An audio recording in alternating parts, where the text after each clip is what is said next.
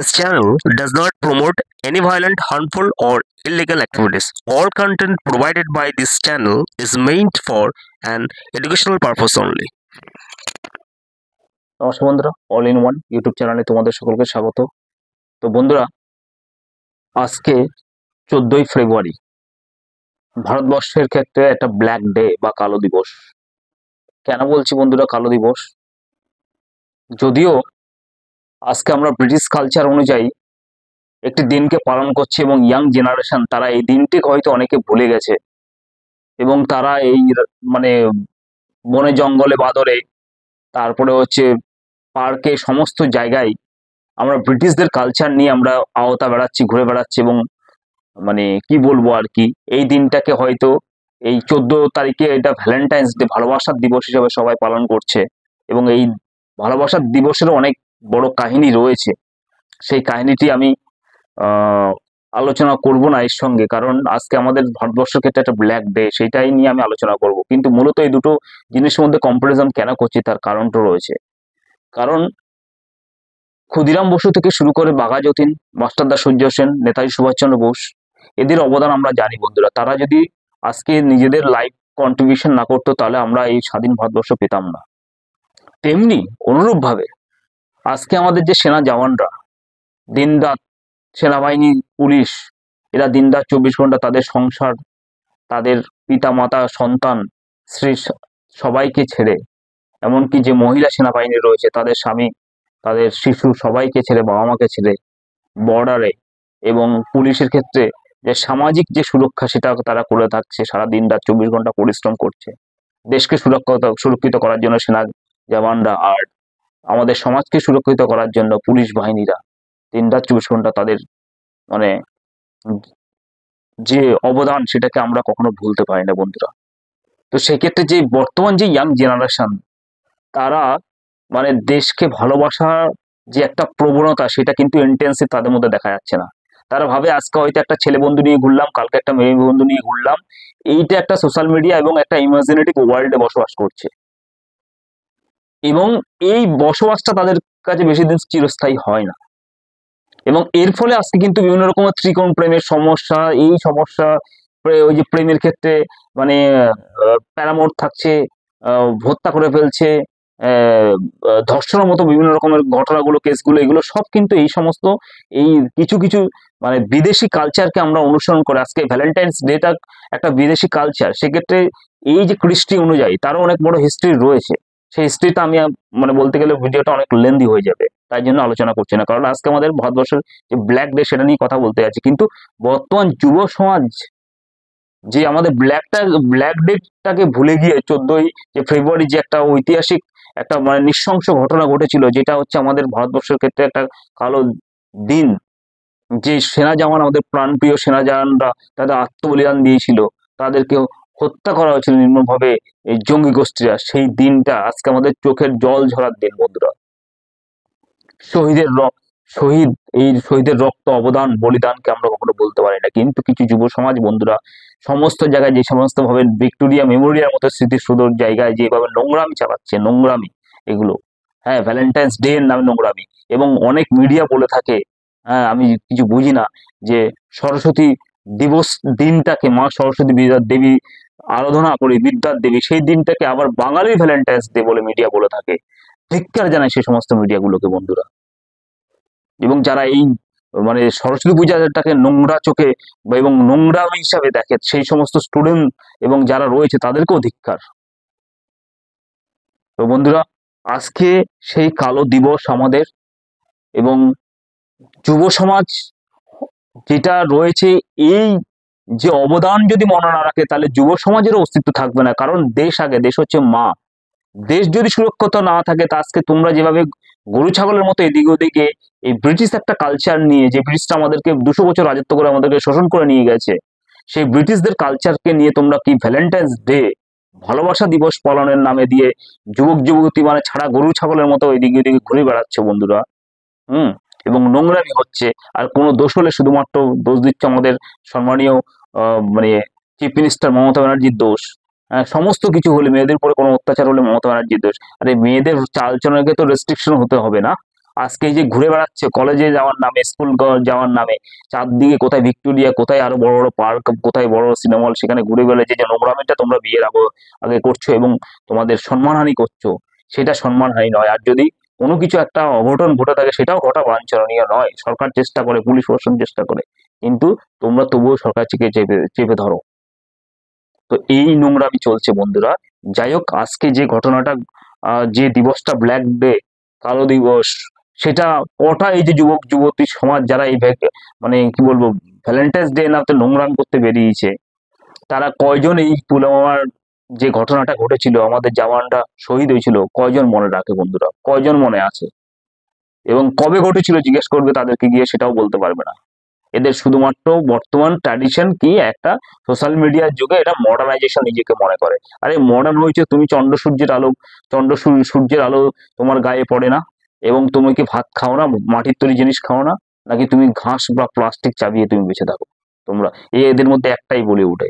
তাই এই যুব সমাজ যদি না শুধরায়, এবং আমাদের ইতিহাস আরো কি, এই যে সেনা জওয়ানদের এবং বীর পুরুষদের অবদানকে যদি আমরা ভুলে গিয়ে বিদেশি কালচার নিয়ে এই সমস্ত নোংরামি আমরা করি, তাহলে কিন্তু দেশের ভবিষ্যৎ অন্ধকার এবং তাদের নিজেদের ভবিষ্যৎ অন্ধকার।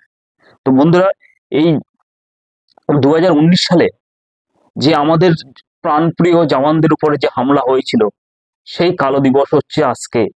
2019 সালের 14ই ফেব্রুয়ারি এই ঘটনাটা ঘটেছিল।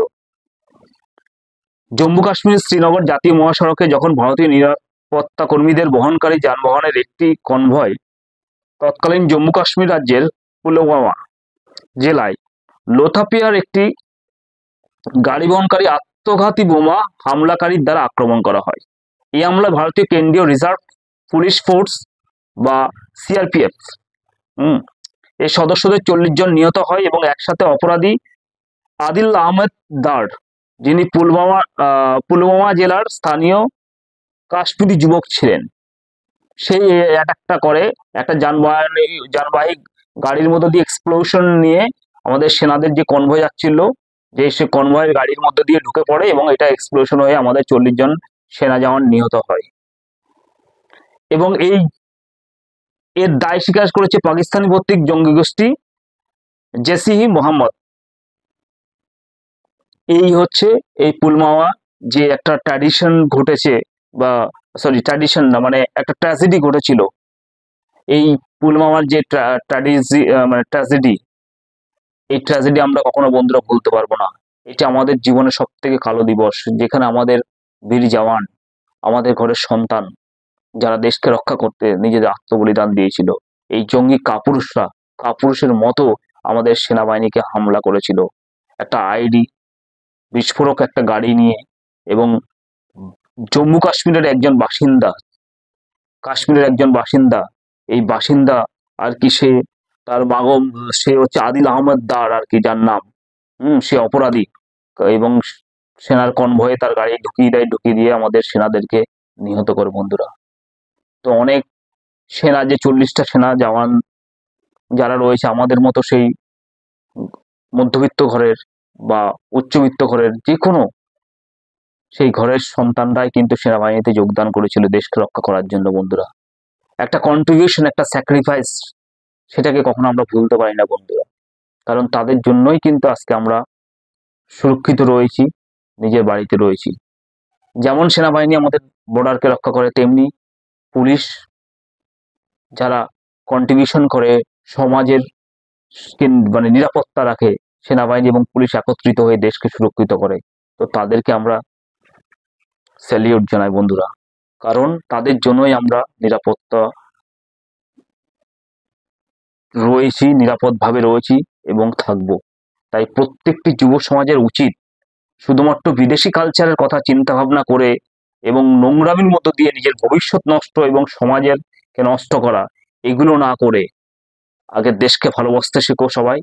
এবং হয়তো বলবে এটা জ্ঞান নয়, একদিন তোমরা বুঝতে পারবে আজকে হয়তো এই বিদেশি একটা কালচার, ভ্যালেন্টাইন্স ডে নামে যে নোংরামি গুলো তোমরা করে বেড়াচ্ছ, সেটার জন্য তোমরা নিজে কিছুদিন পরে রিগ্রেটস করবে।